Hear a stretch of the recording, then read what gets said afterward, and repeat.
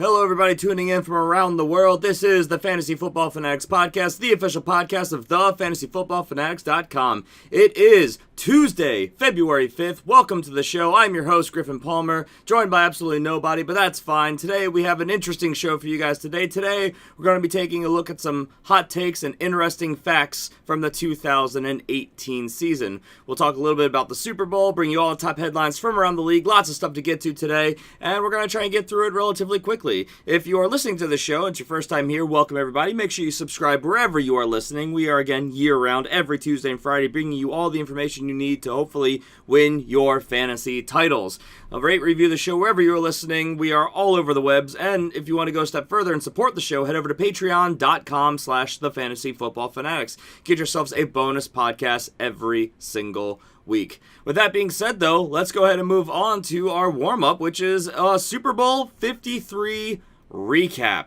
Well, the Super Bowl, it happened. The Patriots won over the Los Angeles Rams 13-3, making the New England Patriots now tied for the most Super Bowl victories in the NFL with the Pittsburgh Steelers at 6 Super Bowl rings. Tom Brady gets his 6th ring, and that's really the only silver lining to this game. I mean, the game was not good. If you enjoy good defensive football like I do, I mean, there was plenty to enjoy, but the offenses just could not get the ball going. A lot of it was good defensive play. A lot of it was miscues. I mean, it was a very disappointing game. Of course, all the top headlines are people talking about, oh, well, this would have been different if the Saints were there, or, you know, if this was Saints-Chiefs, or whatever the case may be, but you never know. Woulda, coulda, shoulda. This was the Super Bowl. A lot of people are, if you're looking around the internet, calling it the worst Super Bowl in recent memory. I wouldn't go that far at all. But I will say that it was not the most entertaining game I've ever seen. I thought the halftime performance was pretty bad, as did most of the internet.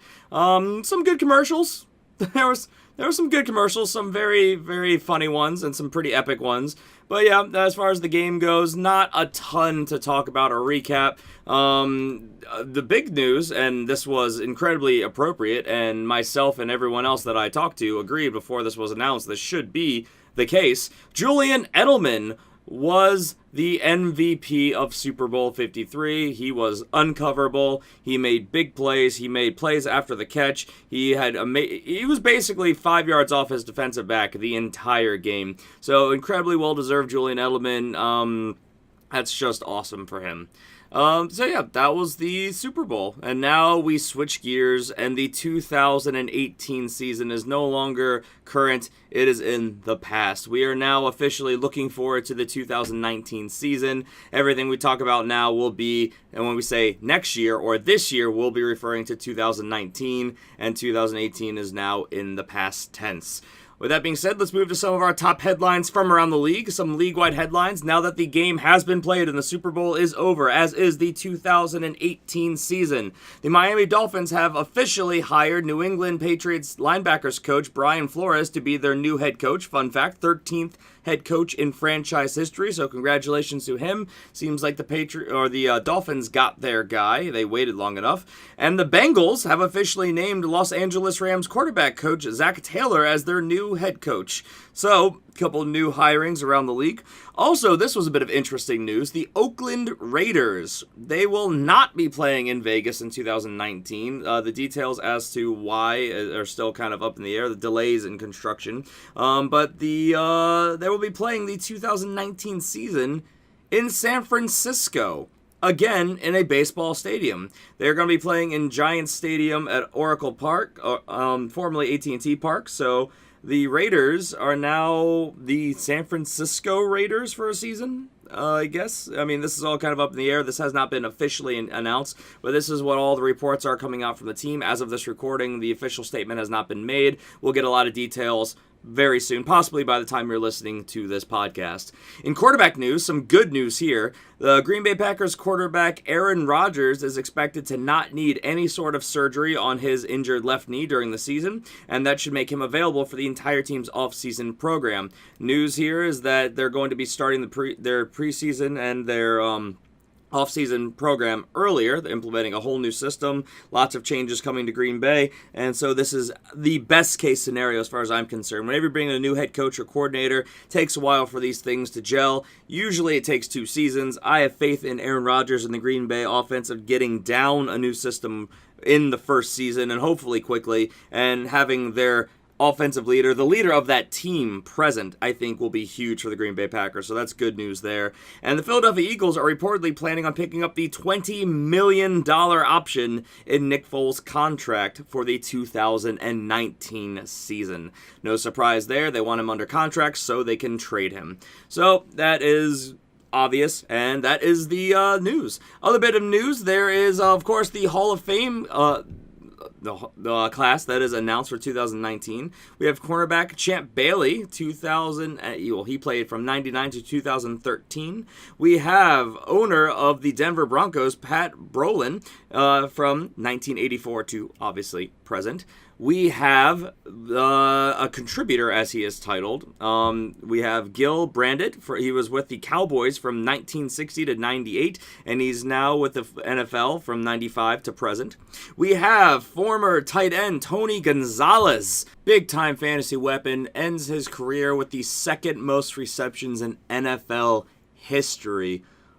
Holy crap, Tony Gonzalez, what a fantasy weapon. Ty Law, cornerback of a number of teams.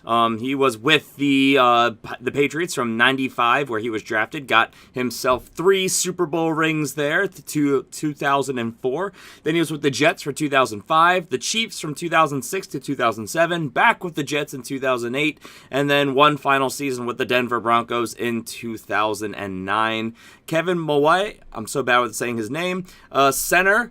He was with the Seahawks from 94 to 97, the Jets from 98 to 2005, and the Titans from 2006 to 2009. Unbelievable force in the middle of an offensive line, led many successful running campaigns. Personal favorite of mine, Ravens safety Ed Reed, played from 2002 to 2012, got a Super Bowl ring there. He leads the league in most interception yards in NFL history, and then he had that one year where he played with the Jets and the Texans in 2013, bounced around a little bit in his final season. Would have liked to have seen him stay a Raven for his entire career, but wanted to get another contract. I get that. Johnny Robinson, safety for the Dallas Texans, and then the Kansas City Chiefs from 1960 to 1971 rounds out your 2019 Pro Football Hall of Fame. So that's huge news there. Happy to see it. What an amazing, just powerhouse selection. I mean, you've got all these awesome guys, even Gil Brandit, who, I mean, talk about an architect for modern scouting. Like, I mean, every one of these guys, truly a powerhouse selection. Kudos to them. Awesome class. Happy to see it. Let's see. From there, let's go ahead and move on to our topic of the day. Now, this gets a little bit interesting. Now, CJ and Jason aren't here, so I'm going to ask them some of their interesting facts on Thursday's show, but I went ahead and I put down some purely statistical interesting facts. Now, there's a lot of trends and interesting things we can talk about here, but I wanted to go ahead and, keep the show a little bit brief. We're going to deep dive when we get the gang back together, hopefully on Thursday's show. I'm going to start off by pointing out kind of position by position here. I'll go down starting at the quarterback position, and that's simply the only thing I could think to say here was that quarterbacks were absolutely insane in the 2018 season. I mean, holy crap. The top quarterback outscored in 2018 the top quarterback in 2017 by over 100 points, by 101.16 fantasy points in what we consider the standard 6-point per passing touchdown leagues, which was Patrick Mahomes at 517.08 fantasy points over Russell Wilson last year, now it's last year, in 2017, 415.92 fantasy points. Massive gap. Even the number 2 quarterback outscored that, which was Matt Ryan at 423. So you'll notice right there, though, that's just a massive gap. I mean, Patrick Mahomes was just on an unbelievable pace that he still scored unbelievable amount over the number 2 quarterback, Matt Ryan, 517 to 423. So, again, really sad to not see the Chiefs get a chance to compete in the Super Bowl with, hopefully what would have been a higher scoring game. But, crazy good coaching happens, and that you get the Super Bowl that we got. So, it's woulda, coulda, shoulda, you'll never know. But, what could have been. But, yeah, the quarterbacks were on fire in 2018. In fact, 15 quarterbacks topped the 300-point threshold, and the top 4 quarterbacks topped the top 400. Where in 2017, only one quarterback topped 400 points, which was again Russell Wilson. Again, 15 top 300 in 2017, only 12 did. So we're still seeing an increase pretty much across the board, which makes you question. Our offense is getting better. Our defense is getting worse. This is obviously the way that the NFL wants the league to skew. More points, more wow factor, more entertainment, more TV time, more highlights, and then you get a Super Bowl like we got, which is kind of the funny and ironic thing. In fact, only 2 quarterbacks, though, this is where it gets interesting for fantasy, only 2 quarterbacks placed in the top 6 both seasons, which was Ben Roethlisberger and Jared Goff. So interesting thing to look at there. Only 2 returning to the top 6, but out of the top 12, 7 names did return. So there is some consistency there, but also just shows how easy it is to be fluid. Barely over half the quarterbacks were in the top 12 year to year. You can be fluid from the position. You don't have to buy in on one guy. Play the matchups. You'll be fine. That's what I say all the time about fantasy. Just go with it. At the running back position, it gets pretty interesting as well. Now, for starters, the number 1 guy both seasons, obviously, Todd Gurley. He was the number 1 running back 2 years in a row, and then basically non-existent through the playoffs. We all expect there to be something that comes out in the news, but nothing as of this recording.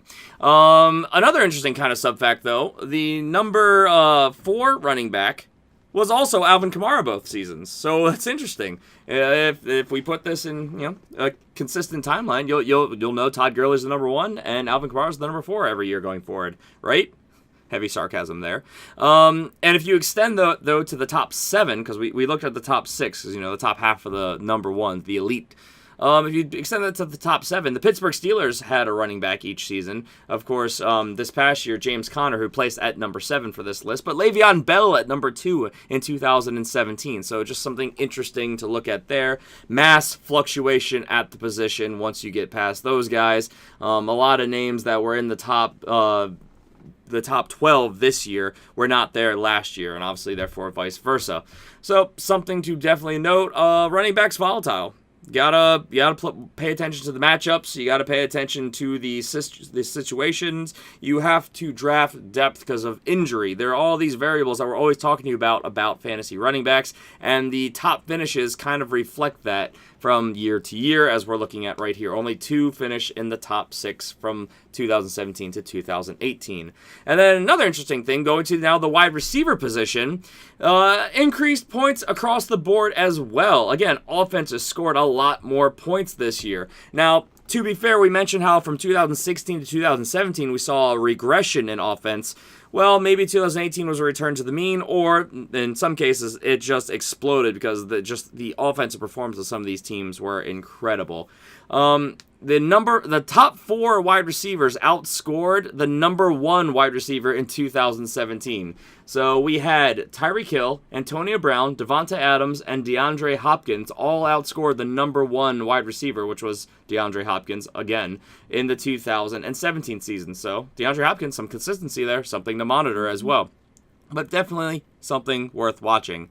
5 wide receivers broke the 200-point threshold. So that list of names I gave you, Hill, Brown, Adams, Hopkins, and add Julio Jones to that mix. Where in 2017, again, the only one to break to 200 were DeAndre Hopkins, who, again, we mentioned 213 points, the number 1 receiver from that season, and Antonio Brown at 209. So we go from 2 that break 200 in 2017 to 5 of them that do it in 2018. And Mike Evans, darn close as well, 198.4. The number 4 wide receiver in 2017 was Tyreek Hill with 164.2 points. In 2018, 12 wide receivers outscored that point total. Unbelievable. So you had 12 wide receivers all your number one receivers outscored everyone but the top 4 from a year ago. So, 4 to 12, 3 times the guys who broke that threshold. Unbelievable amount of improvement. And 15 wide receivers scored over 160 points this season. Now, the reason that that's relevant is because that puts them at an average of over 10 points per game, double-digit points, from 15 wide receivers. That could average you over 10 points a game. That is an unbelievably good floor for fantasy football. These are the names that you want to watch, and if this trend continues, that wide receivers, running backs, quarterbacks, forget about tight ends. Tight ends are a dumpster fire outside the elite guys. But if these fantasy players keep getting you this threshold, these great offenses, and we can see the foundations of other great elite offenses starting to spur up, I mean, you're going to start seeing constantly games where all the teams are going to score over 100 points every game, you and your opponent in fantasy. So you're going to want these floors with ceilings, and you're going to have a much wider selection. Maybe this devalues wide receivers even more because you can get this floor from more guys, and it incentivizes the value of the top running backs because it's more volatile. That's how I'm probably going to look at it. But these are a lot of things we're going to look into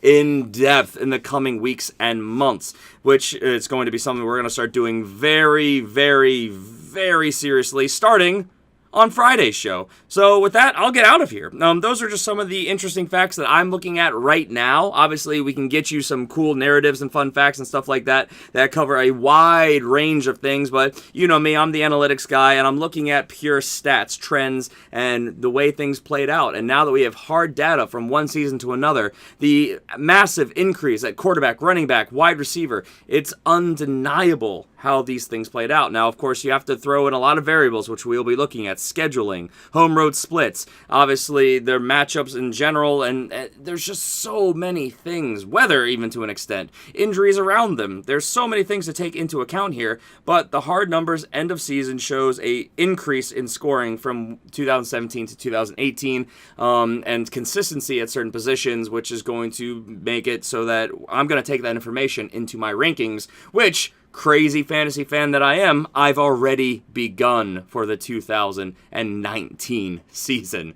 So, hopefully we'll be getting some of those super early rankings out to you soon. But, starting on Friday's show, CJ should be back. Jason hopefully will be back. We'll be getting into our definitive reviews of the 2018 season. If you haven't been with us before, that is when we go position by position, going through all the top players and looking at what really happened. Was it a mirage? Was it just some guys who had a couple amazing performances and the rest were crap, but that got them into this point? We always talk about how you should not approach your draft with just the finishing positions from the previous season. You have to know what actually happened, which is why we tell you, make notes all the time. But these are going to be episodes that you're going to want to save and download and refer back to months down the line, because we're going to give you a definitive review on how these guys played, their consistency, their home road splits, all the things about how a player actually performed, and therefore why he finished where he did in the 2018 season. So we usually stretch these out over a couple episodes. We're going to have a deep dive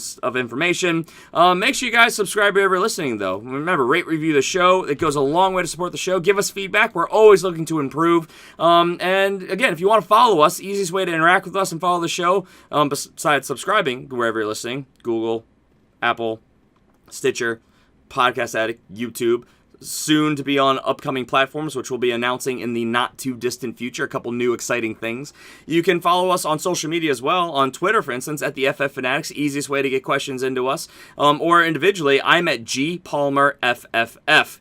So easiest way to reach me. Give me a follow, send your questions in, rate, review the show, support the show on Patreon at patreon.com/thefantasyfootballfanatics. Allow us to keep bringing you guys this free service twice a week, every week. And with that, we're out of here. We'll be back on Friday with our definitive quarterback review from 2018. Take care, guys. Have a great week. We will see you then.